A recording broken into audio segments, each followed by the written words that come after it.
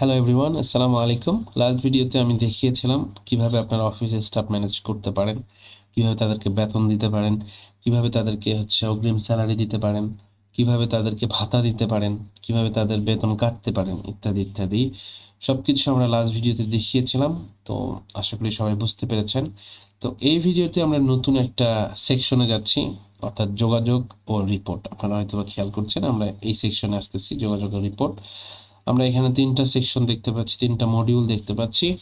আজকে আমরা কথা বলবো এসএমএস মডিউলটা নিয়ে। ওকে, এসএমএস মডিউলটা নিয়ে কথা বলবো। যদি আমরা অল্প সময়ের মধ্যে বলতে পারি তাহলে আমরা আজকে হয়তো এসএমএস টেমপ্লেটটা নিয়েও কথা বলতে পারি। ওকে, তো আমরা আর দেরি করবো না, সরাসরি আমরা কথায় যাই, মডিউলে যাই। আমরা এসএমএস মডিউল যখন আমরা এক্সপ্যান্ড করছি আমরা দেখতে পাচ্ছি 3টা ফিচার আছে, 3টা মডিউল আছে, সাব মডিউল। একটা হচ্ছে এসএমএস ড্যাশবোর্ড, একটা বাল্ক এসএমএস এবং এসএমএস কনফিগার। এগুলো আপনি পাবেন যখন আপনাকে সাবস্ক্রিপশন অনুযায়ী দেওয়া হবে। ওকে, নর্মালি আপনি যদি আপনাকে দেওয়া থাকে যে এসএমএস কাস্টম এসএমএস গেটওয়ে, এটা যদি আপনাকে দেওয়া থাকে তাহলে আপনি এসএমএস কনফিগারটা পাবেন। ওইখানে আপনি আপনার নিজের এসএমএস কনফিগার করতে পারেন। ওকে, আপনি একটা প্রোভাইডারের সাথে কথা বলে, অবশ্যই বাল্ক এসএমএস বর্তমানে আমরা ইউজ করছি, ওইটাই ওনার সাথে কথা বলে আপনারা এপিআই কি নিয়ে রিসার্চ করে নিজের এসএমএস নিজেই আপনারা ব্যবহার করতে পারবেন নিজের মেলের জন্য। ওকে, তখন আপনার নিজস্বভাবেই এসএমএস রিসার্চ করতে হবে, সব কিছু নিজ দায়িত্ব করতে হবে আর কি। এই হচ্ছে কথা।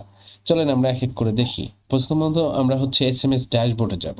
যদি এসএমএস ড্যাশবোর্ডে যাই তাহলে আমরা বুঝতে পারবো যে আসলে কি হচ্ছে। আপনারা দেখতে পাচ্ছেন যে আমরা মূল প্ল্যাটফর্ম দ্বারা পরিচালিত আমাদের এসএমএস, অর্থাৎ সিস্টেম অ্যাডমিন আমাদেরকে এসএমএস প্রোভাইড করেছে। অর্থাৎ আমরা নর্মালি কোনো গেটওয়ে, নিজস্ব গেটওয়ে ইউজ করছি না, আমরা সিস্টেমের গেটওয়ে ইউজ করছি। আমাদেরকে ক্রেডিট দেওয়া হয়েছে। ওকে, এসএমএস ক্রেডিট দেওয়া হয়েছে বেসড অন প্যাকেজে আমাদেরকে এত ক্রেডিট ছিল, তো আমাদেরকে পুরাটাই দেওয়া হয়েছে। ওকে, এবং আমরা সব নেটওয়ার্কেই পাঠাইতে পারবো এসএমএস। আপনারা দেখতে পাচ্ছেন এখানে যে লাস্ট 20টা এসএমএস এখানে দেখা যাবে, কার কাছে আমাদের এসএমএসগুলো গিয়েছে, কি এসএমএস গিয়েছে, আমরা এখানে সবগুলার লিস্ট লাস্ট 20টা দেখতে পাবো। ওকে, কোনটা ব্যর্থ হলো কোনটা গেল না আমরা এখান থেকে সেগুলো ম্যানেজ করতে পারবো, অর্থাৎ দেখতে পারবো। এটা এসএমএস ড্যাশবোর্ড আমাদের। ওকে, তেমন কিছুই নেই, নর্মালি আমাদের 20টা এসএমএস, যেমন এটা ব্যর্থ হয়েছে, এটা ব্যর্থ হয়েছে, এগুলো চাইনি, আবার এই 2টা গিয়েছে, হ্যাঁ এই নাম্বারে গিয়েছে, এই নামে। তো এটা আমরা এখান থেকে দেখতে পারবো।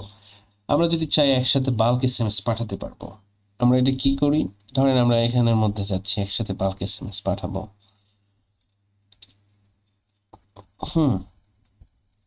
তো আপাতত যেহেতু আমাদের মিল লেভেলে অফ করা আছে, আপনারা জানেন, আমরা যদি এখানে চাপ দিই তাহলে আমরা এখানে আসবো এবং দেখবো যে এটা আমাদের অফ করা আছে। তো যদি অন করে দিই তাহলে আমরা এসএমএস পাঠাতে পারবো। ধরেন আমরা অন করে দিলাম, আমরা এখন এখানে আসি, আসার পর যদি একটা রিলোড দিই তাহলে দেখবো যে আমাদের এসএমএস আবার আমরা চালু হয়ে গেছে। দেখেন, বাল্ক ব্রডকাস্ট সম্পন্ন করার অপশন এসে গেছে। তো আমাদের প্রিভিউ অপশন এখানে আপনারা দেখতে পাচ্ছেন, কিভাবে এসএমএসটা যাবে ফোনে সেটা এখানে দেখা যাচ্ছে।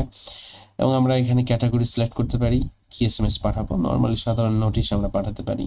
ওকে, তো এই কথা। যেমন আমি যদি চাই যে গ্রুপ বা ফিল্টার টার্গেট করে এসএমএস পাঠাবো তাহলে এটা সিলেক্ট করবো। আর আমি যদি যে বাহিরের কাউকে পাঠাবো তাহলে আমরা নির্দিষ্ট প্রাপক নির্বাচন করব।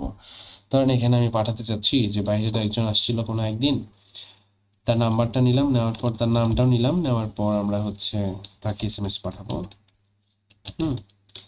যে সরি 016,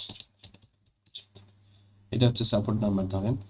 তো আমরা এখানে অ্যাড করেছি এবং আমরা যা এসএমএস তাকে লিখবো সেই এসএমএস তার কাছে চলে যাবে। ওকে, এটা নির্দিষ্ট প্রাপক নির্বাচন করে এসএমএস পাঠাবো। মানে আমরা নর্মালি গ্রুপ করেই পাঠাবো। ওকে, এটারই বেশি প্রয়োজন পড়বে। ধরেন কি এসএমএস এখানে আমরা মূলত পাঠাবো, আমরা এখানে কয়েকটা রোল দেখতে পাচ্ছি, তাই না? স্টাফ, শ্রমিক, পাইকার, কাস্টম অপারেটর, ম্যানেজার। ওকে, আমরা যেহেতু মিল মালিকের অ্যাকাউন্ট থেকে আসি আমরা এই কটা দেখতে পাচ্ছি। আমরা যদি ম্যানেজারকে, যত ম্যানেজার আছে আমাদের অফিসে সবাইকে যদি এসএমএস পাঠাতে চাই, সবাইকে যদি কোনো একটা ব্যাপারে নোটিফাই করতে চাই, তাহলে আমরা এটা সিলেক্ট করে দিব রোল, তারপরে তাকে লিখবো যা খুশি তাই, তখন ম্যানেজারের কাছে যাবে। ওই এসএমএসটা। যেমন আমরা যদি লিখি যে আপনারা আরেকটু সতর্ক হন, হিসাবের ক্ষেত্রে ভুলভাল যেন না হয় ইত্যাদি, সেই মেসেজটা আমরা এখানে লিখবো, সকল ম্যানেজারের কাছে ওই এসএমএসটা চলে যাবে। ধরেন আমরা কাস্টম অপারেটরকেও বলতে পারি যে আপনারা আরেকটু সতর্ক হন ইত্যাদি ইত্যাদি, যা এসএমএস আছে লিখতে পারেন। হ্যাঁ, আমরা দিতে পারি। আবার পাইকার যারা আছে, পাইকারদেরকেও বিভিন্ন নোটিশ দিতে পারি, পারি না? ধরেন হচ্ছে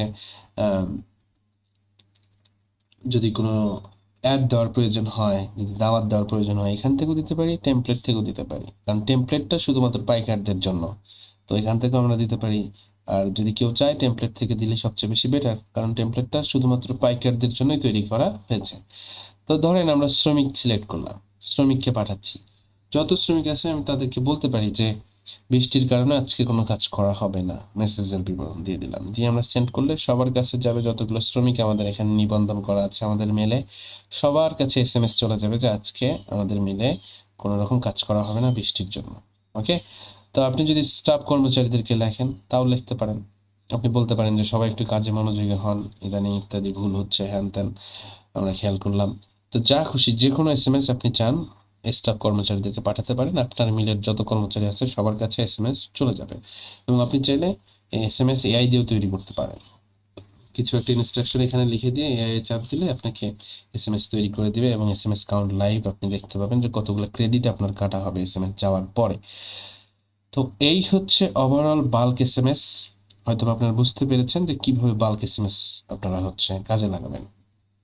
এটা সিস্টেম সাবস্ক্রিপশন থেকে আপনারা পেয়েছেন। ওকে, তো আপনারা নিজস্ব কোনো এসএমএস কনফিগার করেননি, যদিও আপনাদেরকে অপশনটা দেওয়া হয়েছে, তাই না? চলেন আমরা হচ্ছে এসএমএস কনফিগার কিভাবে করে ওইটাতে একটু যাই।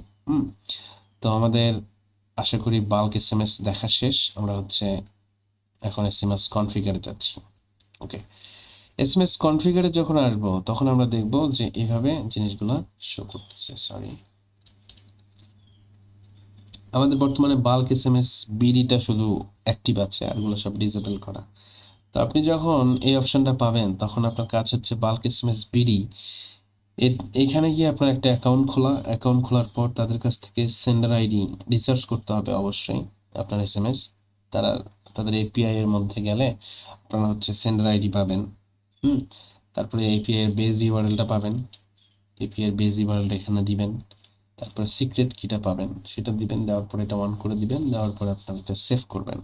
সেভ করার পর থেকে আপনার নিজস্ব এসএমএস গেটওয়ে আপনারা ইউজ করবেন আপনাদের পুরো মিলের জন্য। তখন আর আপনাকে হচ্ছে আমাদের দিকে তাকায় থাকতে হবে না, অর্থাৎ সিস্টেম অ্যাডমিনের ক্রেডিটের দিকে তাকায় থাকতে হবে না। আপনি নিজস্ব ক্রেডিট, আপনার নিজস্ব টাকা ব্যবহার করে আপনারা রিসার্চ করেছেন, সেই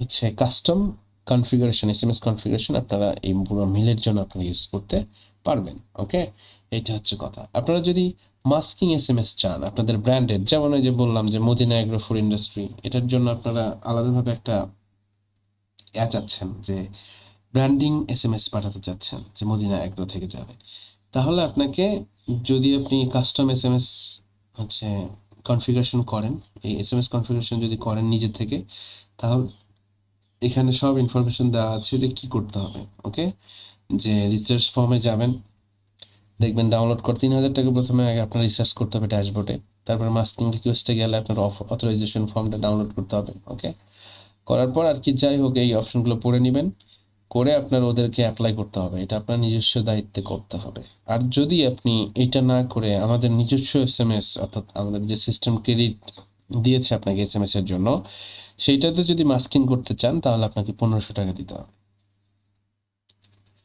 কিভাবে? ধরেন আপনার হচ্ছে মিলিংয়ে যাবেন, হয়তো বা আপনাদেরকে দেখিয়েছি মিলিং প্রতিষ্ঠান, এখানে যাওয়ার পর দেখবেন যে এখন অনুমোদিত হয়নি।